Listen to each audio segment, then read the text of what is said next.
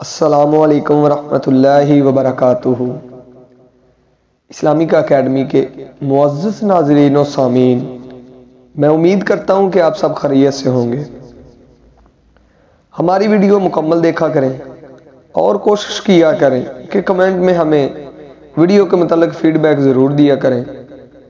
آج پھر میں ایک نئے حدیث کے ساتھ آپ کی خدمت میں حاضر ہوں۔ رزق کی کشادگی اور فراغی کے لیے گزشتہ ویڈیو میں نے ایک مبارک عمل آپ کے گوش گوار فرمایا۔ اسی نوع کا ایک اور عمل آپ کی خدمت میں پیش کرتا ہوں، لیکن ایک بات ضرور یاد رکھیے کہ اگر آپ نماز، روزہ، حلال و حرام کی پرواہ نہیں کرتے اور یہ چاہتے ہیں کہ مجھے زمین و آسمان کی ساری برکتیں مل جائیں اور میرے گھر میں چین، سکون، امن اور عافیت کا بسیرا ہو جائے، تو یہ بات ناممکن ہے۔ معزز ناظرین، میں نے اپنی گزشتہ ویڈیو میں بھی بتایا کہ یقین کامل ہونا چاہیے اور نبی پاک صلی اللہ علیہ وسلم کی تمام سنت پر عمل کرنا لازمی ہے۔ جیسے میں نے پیچھے یہ بیان کر دیا کہ ہم اگر یہ چاہیں کہ ہم حلال اور حرام میں تمیز بھی نہ کریں اور پھر ہم یہ سوچیں کہ زمین اور آسمان کی ساری برکتیں ہمیں مل جائیں، تو یہ تو ناممکن ہے۔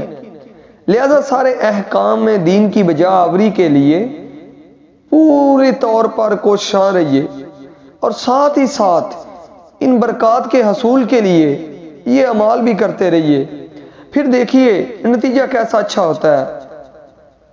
ایک واقعہ آپ کی پیش گزار کرتا ہوں۔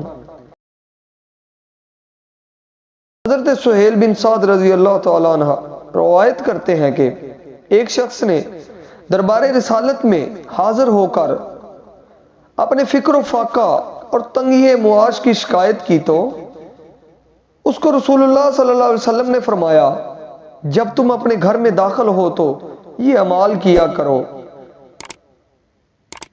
درج ذیل اعمال ہیں، آپ بھی کوشش کیا کریں گے ایسے اعمال کریں، نبی پاک صلی اللہ علیہ وسلم کی بتائی ہوئی ایک ایک بات پر عمل کریں، پھر دیکھیں دنیا اور آخرت آپ کی کیسے بہتر ہوتی ہے۔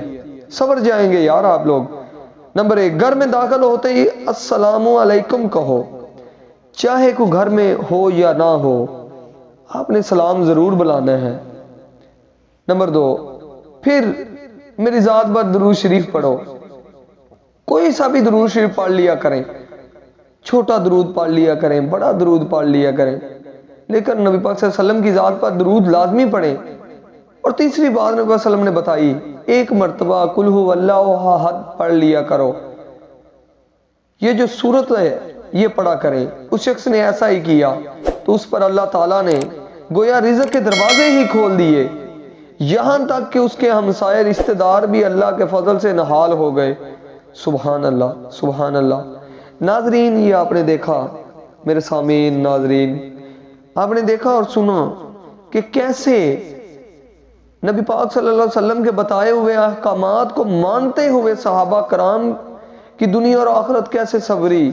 ان کے یہ جو آج کے ہمارے بھی یہی مسائل ہیں کہ ہمارے رزق میں برکت نہیں ہے، ہم تنگ دست ہوتے جا رہے ہیں، ہمارے حالات خراب سے خراب ہوتے جا رہے ہیں۔ صحابہ کرام نبی صلی اللہ علیہ وسلم کی بتائے ہوئے احکامات پر عمل کرتے اور کیسے ان کے دن بدل جاتے، ان کا رزق وسیع ہو جاتا، اللہ تعالیٰ کی طرف سے مدد شامل حال ہو جاتی۔ میرے معزز ناظرین و سامعین، میں امید کرتا ہوں کہ آج کی ویڈیو آپ کو پسند آئی ہوگی۔ ہمارے چینل کو سبسکرائب کریں، لائک کریں، شیئر کریں، کمنٹ میں ہمیں ضرور بتایا کریں ہماری غلطیاں، کوتاہیاں، کوئی ایسی چیز جو آپ مزید توقع کرتے ہو ہم سے، وہ ہمیں کمنٹ میں ضرور بتائیں۔ شکریہ، جزاک اللہ خیرہ۔